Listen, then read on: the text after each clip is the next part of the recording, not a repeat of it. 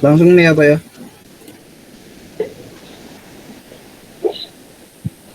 Selanjutnya setelah sumber kita pergi ke penggunaan.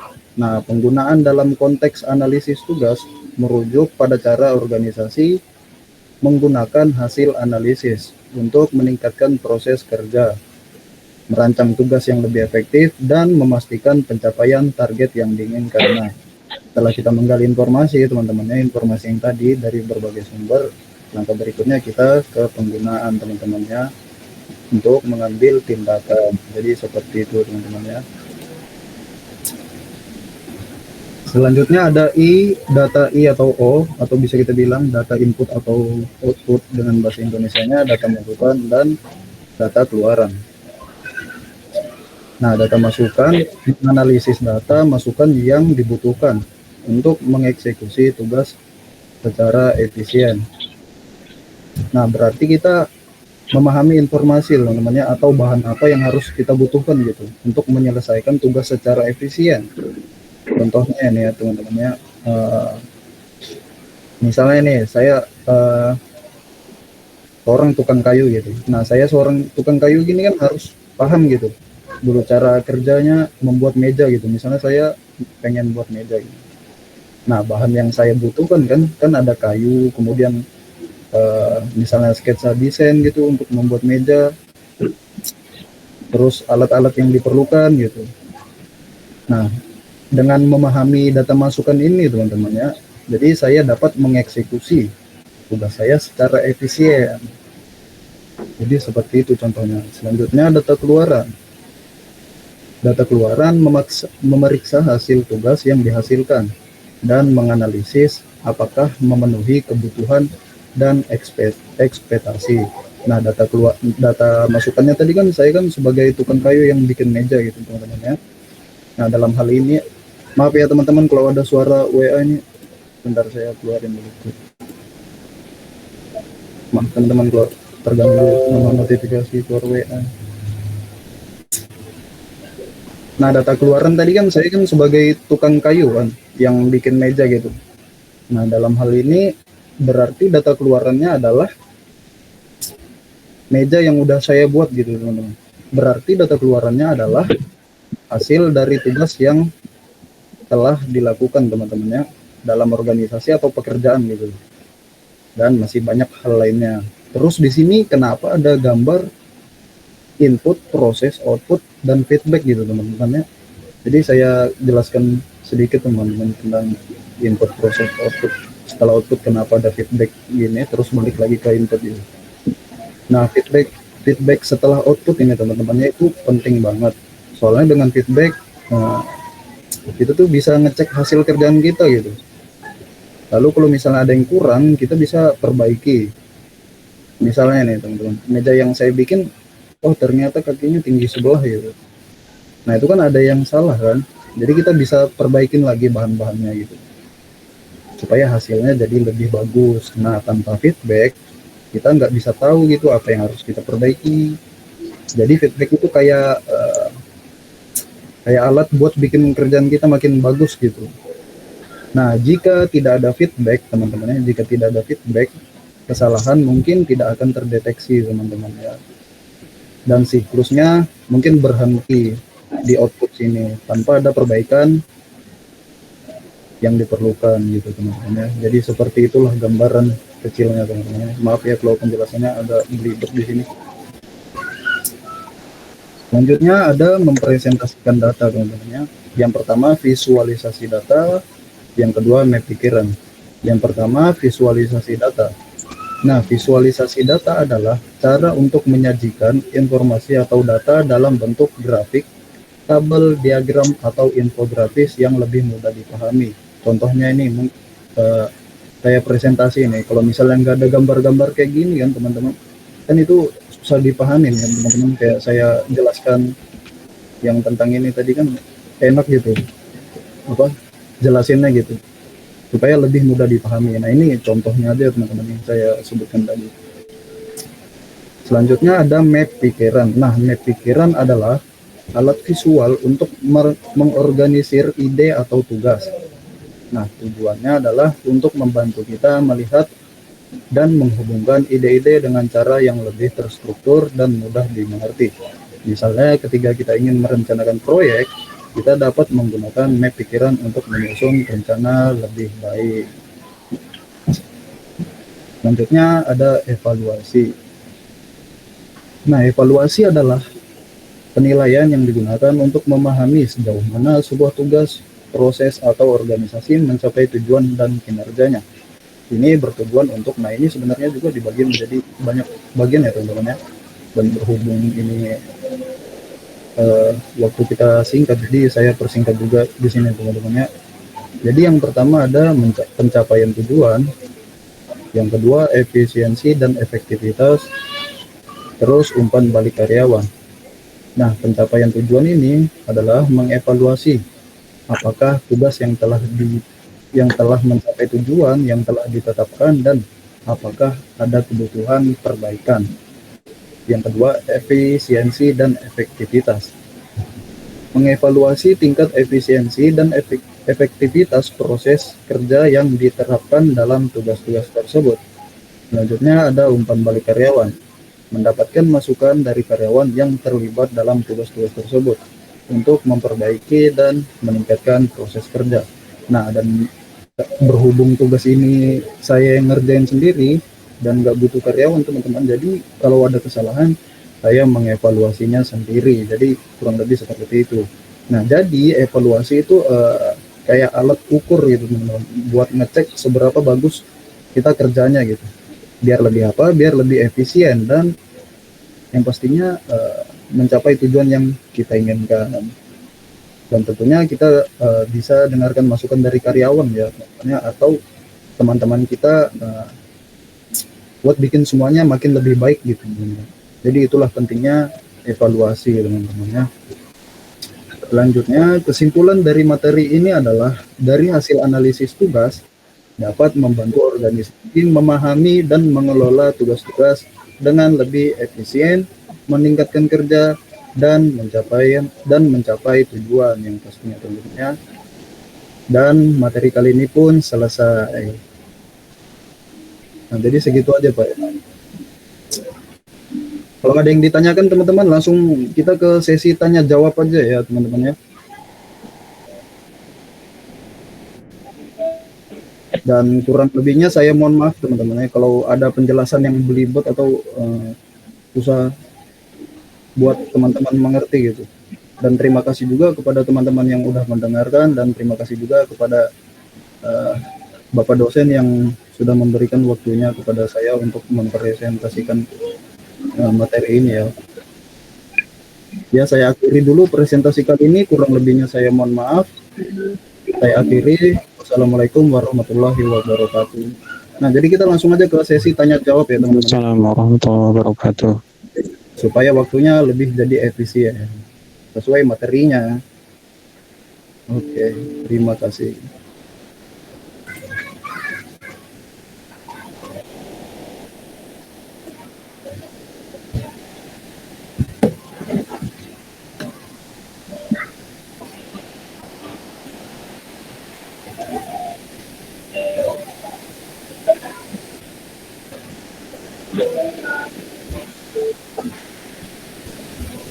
Adakah yang mau nanya, teman-teman?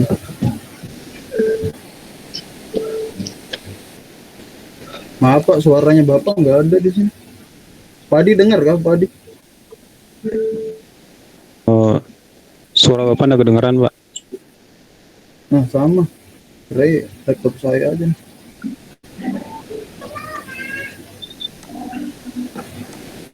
Dimute aja dulu yang lain.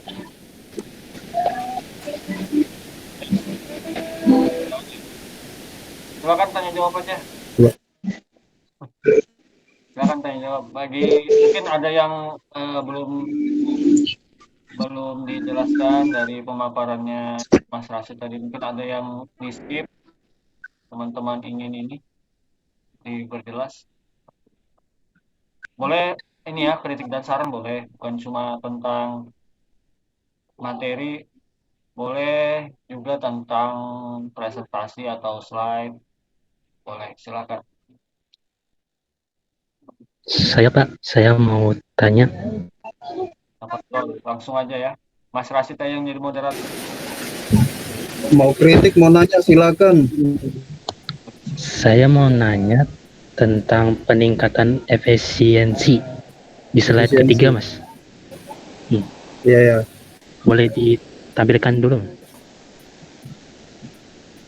Sabar.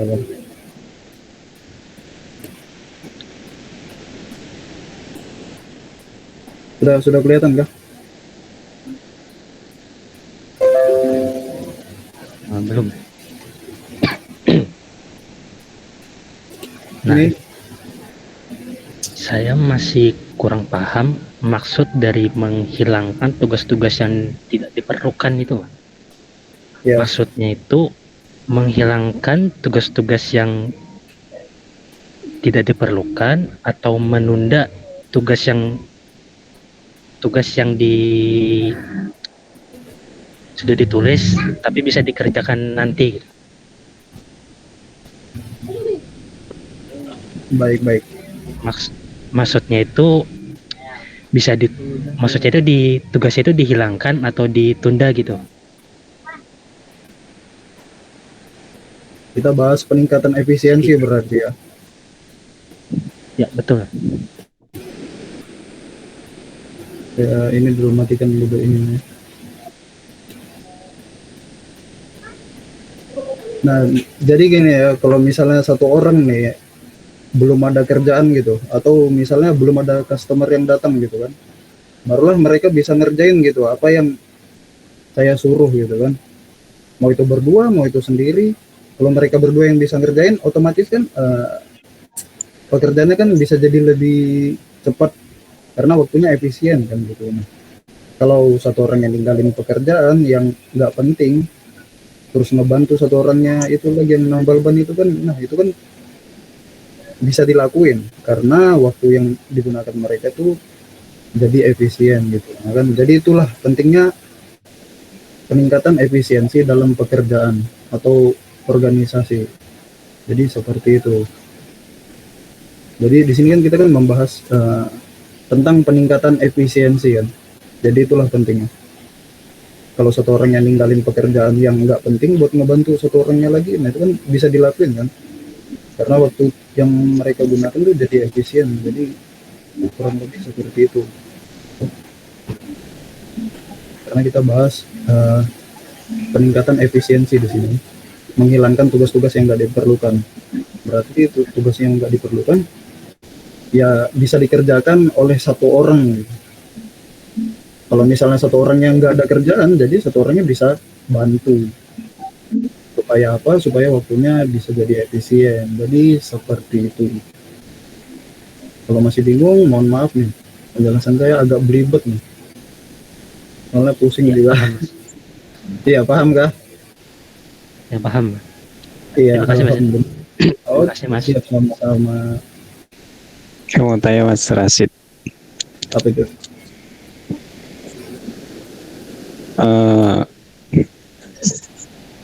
Ini kaitannya dengan analisis tugas, hubungannya dengan interaksi manusia dan komputer sesuai dengan mata kuliah kita ya Mas Rasid. Nah, kaitannya dengan interaksi manusia dan komputer, analisis tugas ini bentuknya itu seperti apa ya Mas?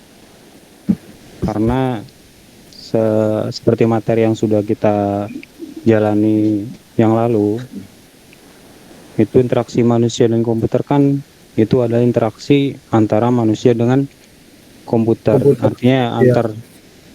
antar muka pengguna ya Mas. Iya. Jadi analisis tugasnya itu seperti apa? Dan apa sih pentingnya analisis tugas dalam interaksi manusia dan komputer? Oke, makasih Mas. Jadi keduanya itu berkaitan ya, Pak Adi, dengan dalam pengelolaan informasi pekerjaan. Jadi analisis tugas melibatkan pemahaman tugas kerja. Kalau sedangkan IMK adalah sistem informasi, manajemen, dan komunikasi. Jadi kedua ini saling berkaitan, Pak Adi.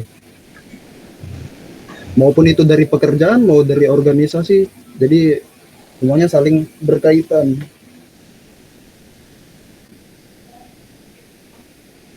Jadi kurang lebih seperti itu, Pak.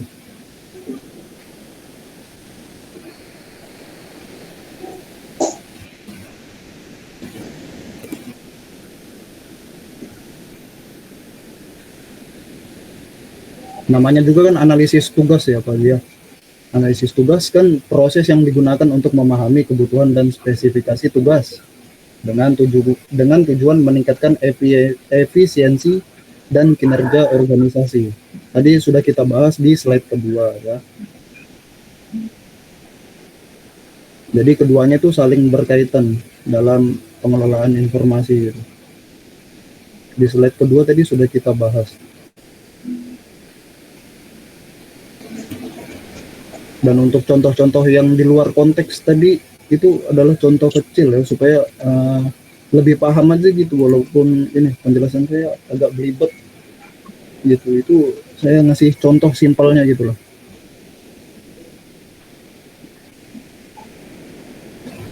Ada bisa berikan satu contoh lah. Contoh apa Ini itu? bukan general analisis tugas dalam, kan banyak ya untuk secara umumnya mungkin yang sudah Mas Rasid jelaskan. Tapi yang spesifik lagi interaksi dalam antara manusia dan komputer. Contoh analisis tugasnya itu seperti apa ya? Contoh analisis. Kalau berbicara tentang interaksi manusia dan komputer kan kita berbicara dengan mengenai apa ya? Katakanlah software developer lah, seperti itu. Itu analisis tugasnya sebenarnya seperti apa?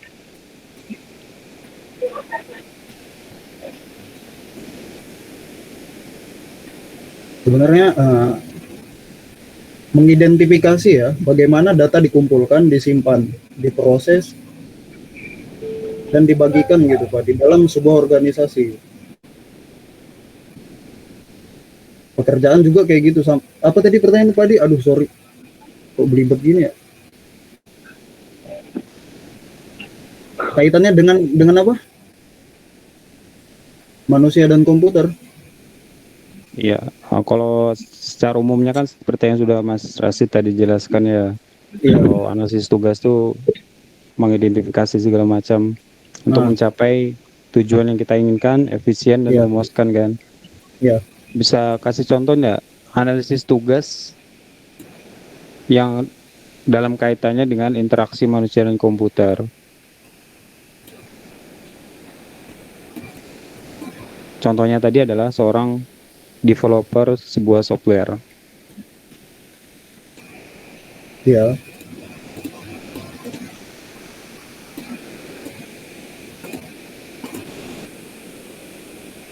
Pak boleh nggak ini Pak saya googling Pak?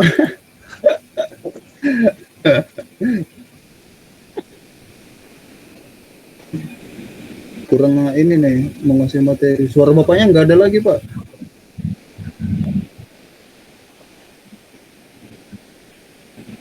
Masih hilang suaranya Pak, nggak ada suaranya.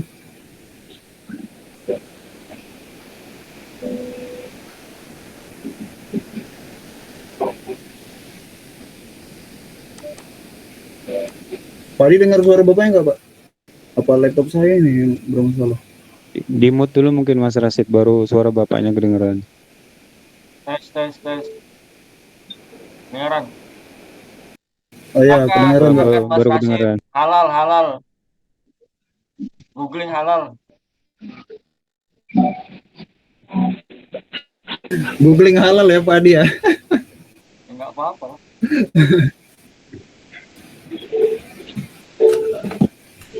Tadi Pak Adi bilang apa? Minta contoh apa tadi? Contoh mana sih tadi di slide berapa ya?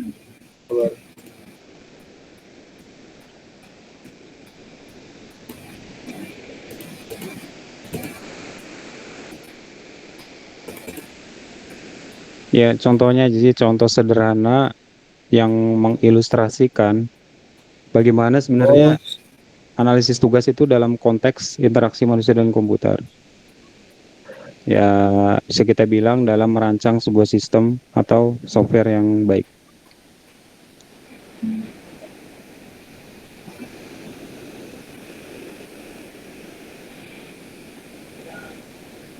Pak Adi minta contohnya.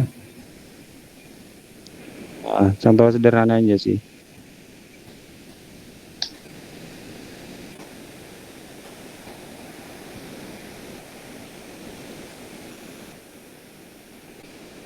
Ini lelet koneksi internet saya ini.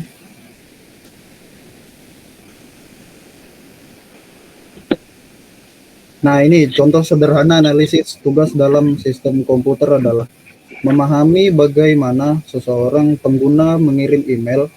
Ini mencakup langkah-langkah seperti membuka program email, menulis pesan, menambah lampiran jika diperlukan, dan mengirim pesan tersebut. Selain itu juga melibatkan bagaimana server email mengelola pesan tersebut dan mengirimkannya kepada penerima. Jadi seperti itu contoh keduanya, Pak Adi.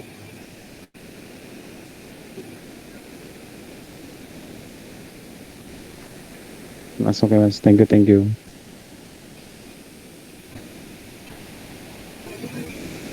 Ini ada lagi berikut contoh analisis tugas yang lebih sederhana dalam sebuah sistem komputer ini. Pengguna membuka aplikasi pengolah kata. Terus pengguna membuka dokumen yang ingin dicetak. Pengguna memilih opsi cetak dari menu. Pengguna memilih printer yang akan digunakan. Sistem komputer mengirim dokumen ke printer. Printer mencetak dokumen, pengguna mengambil dokumen yang telah dicetak. Nah, ini adalah contoh dari analisis tugas sederhana yang terjadi dalam penggunaan komputer untuk mencetak dokumen. Jadi seperti itu. Oke Mas, thank you Mas. Mungkin kalau ada yang lebih paham bisa dijelaskan lagi kali ya, lebih spesifik gitu. Karena di sini saya nggak sepenuhnya menguasai ini ya materinya ya. Penjelasan aja belibet, apalagi jawab pertanyaan ya Pak.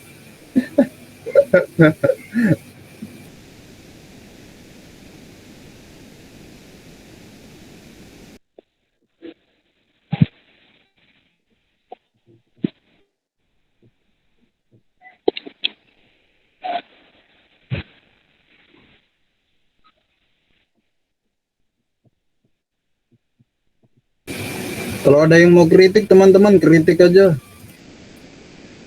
Siapa tahu kedepannya lebih bagus lagi kan? Nggak apa-apa, santai aja.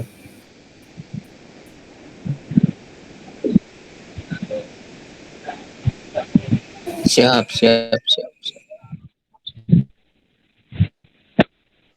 Jupran, biasanya nanya nih, Mas Jupran. Ini kayaknya di. Oh ya ini Pak, mau nanya. Oh ya.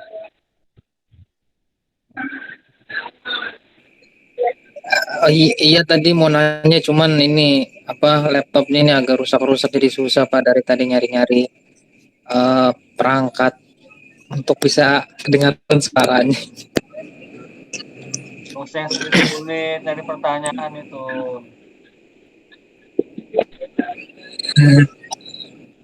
Oh iya. Halo, masih ada kah suaranya? Ada. Oh ya, Mas Komarudin ya. Ini Mas, tadi kan dijelaskan yang bagian feedback. Halo, Mas Komar. Iya, dengar.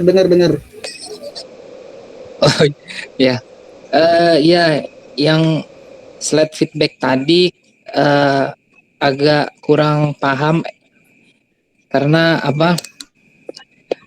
Mungkin di sini kurang jaringan ya. Tadi saya dengarnya untuk penjelasannya kan biasa kita paham itu feedback itu ya kayak respon pengguna ya, Mas Komarudin ya. Kalau di materi yang Mas Komarudin jelaskan tadi,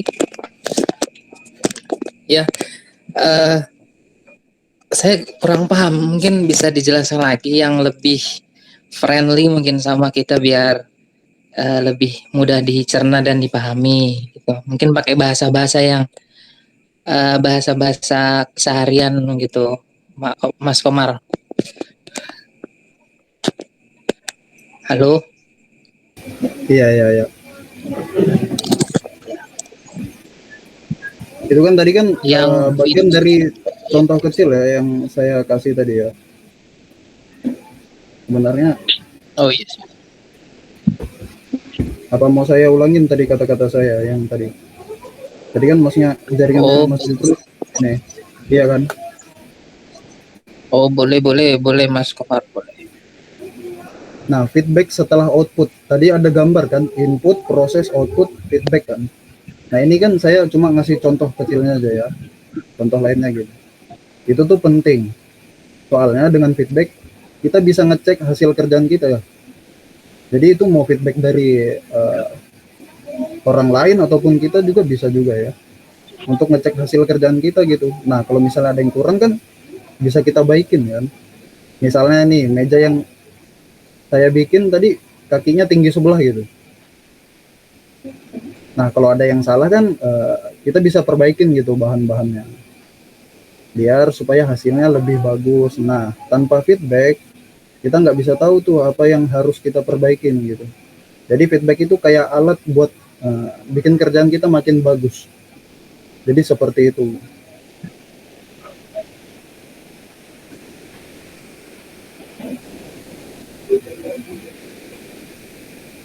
Bentar, saya mute dulu. Soalnya kalau saya ngomong nggak saya mute, suara yang lain nggak kedengaran. Kalau ada yang mau ngomong silakan ngomong. Oh, Mas Komar, jadi feedback itu semacam kayak alat untuk aplikasi untuk membantu gitu ya, Mas Komar ya? Ya, betul seperti itu. Jadi seperti itu gambarannya. Jika nggak ada feedback, nah kesalahan mungkin kayak nggak ada terdeteksi gitu kesalahan itu ya, dan siklusnya berhenti. Jadi siklusnya berhenti yang dimaksud tadi ada yang input, proses, output. Jadi siklusnya itu berhenti di outputnya situ. Semoga paham ya Mas Jupran. Kalau ini penjelasannya nih Oh, masih kurang-kurang, oh ya paham ya. nggak? Anu sih, Mas Komar mungkin biasa kita dalam keseharian itu di mana sih bisa ketemu feedback itu, Mas Komar? Ya di mana aja misalnya kita kalau misalnya kita kerja nih, kita bikin meja tapi meja yang kita bikin tinggi sebelah gitu kakinya. Kita bisa dapat feedback gitu. Dalam keseharian misalnya keseharian kita ini jadi tukang kayu bikin meja gitu. Kita bisa dapat feedback gitu dari atasan kita gitu. Mungkin dia bisa bilang wah ini kakinya tinggi sebelah gitu. Nah kan jadi kita bisa tahu gitu. Kita bisa perbaiki. Jadi seperti itu. Di dalam lingkup keseharian ya, dalam konteksnya lingkup keseharian. Jadi macam-macam. Oh, siap siap siap. Oke oke. Paham paham paham. Oke, siap. Sudah 3 pertanyaan ya. Oke. Baik, Alhamdulillah, Kak. Mas Rashid bisa nih kok jawab. Tadi merendah aja di awal itu, bilang minta menguasai. Enggak, pertanyaan Pak Adi memang Pak susah ya, menurut saya susah. Gak apa-apa. Sampai bingung loh, sudah jelasin setengah tapi kayak langsung ngeblank gitu otak. Ya. Yang penting kan bisa jawab dulu kan. Kalau kalau Iya, iya, kita iya. jawab pas sekali, nah itu. Yang penting ya alhamdulillah bisa jawab lah. Mungkin ini saya bahas ya tentang semua pertanyaan tadi. Untuk efisien kalau dihubungkan dengan ilmu komputasi. Jadi kenapa dibutuhkan efisiensi? Kalau di dalam komputasi itu semakin efisien, semakin sedikit langkah-langkahnya, step-stepnya, maka semakin cepat outputnya keluar. Itu kurang lebih seperti itu. Jadi misalnya kita mau pergi kan, mau pergi ke Balikpapan misalnya.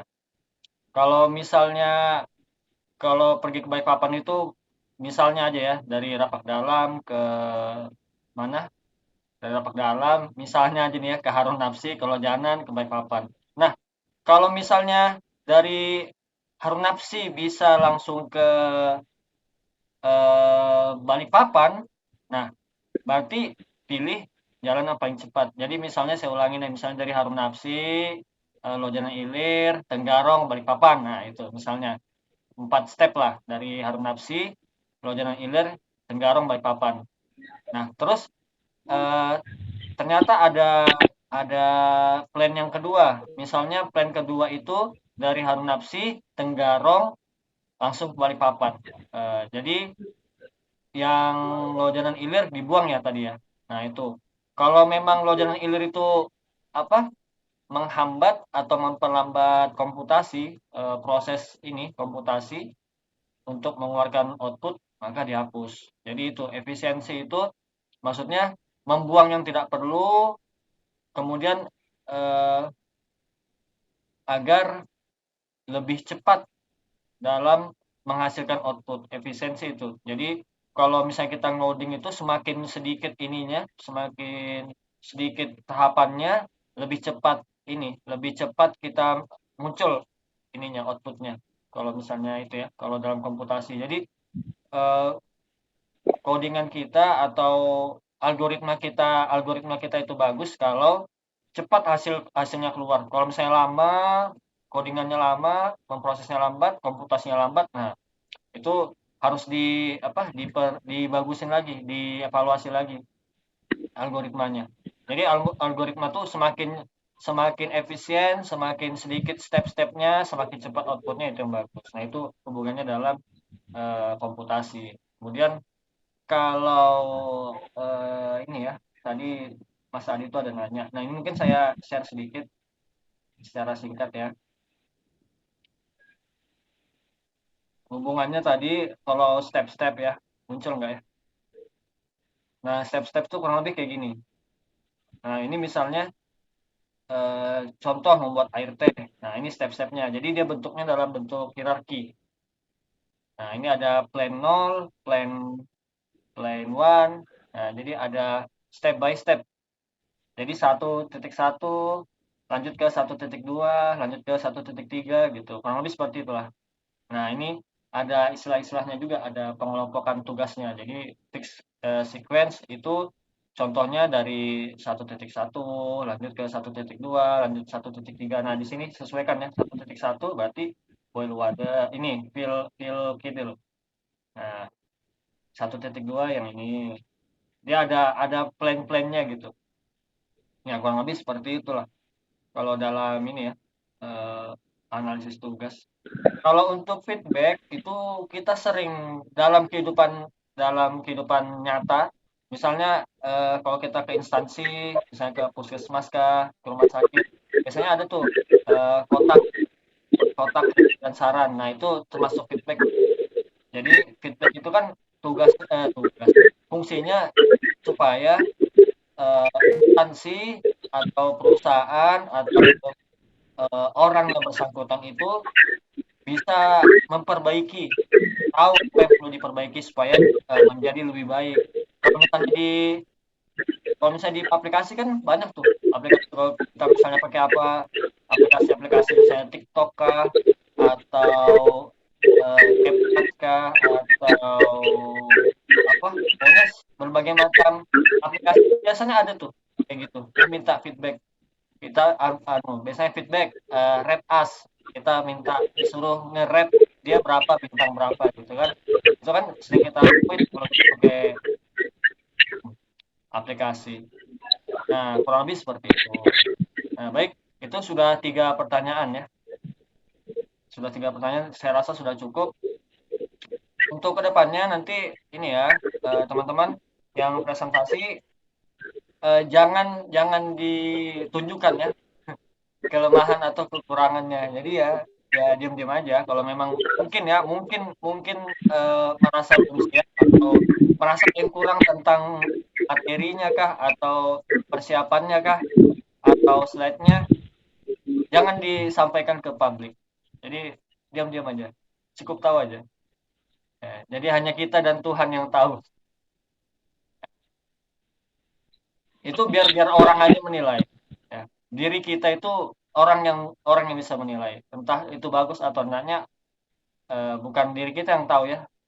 Orang lain yang lebih bisa menilai diri kita. Nah, jadi kalau memang ada kekurangan atau apa tidak perlu disampaikan saat presentasi karena ini kan kita termasuk ilmiah ya, ilmiah. Jadi ya memang sesuaikan dengan konsepnya aja. Kalau memang presentasi ya presentasi aja, ya jawab aja seadanya. Kita malah buka kekurangan kita ya. Padahal mungkin kalau kita ngomong mungkin orang nggak biasa-biasa aja sih. Nggak ada kekurangan mungkin ya. Jadi itu harapan ke depannya. Alhamdulillah ini semakin bagus presentasinya teman-teman. Jadi saya mengapresiasi sekali ya karena satu orang satu materi bikin slide, bikin apa materinya, membuat materinya tuh udah gampang ya. Jadi alhamdulillah bisa menjawab pertanyaan itu alhamdulillah sekali. Baik,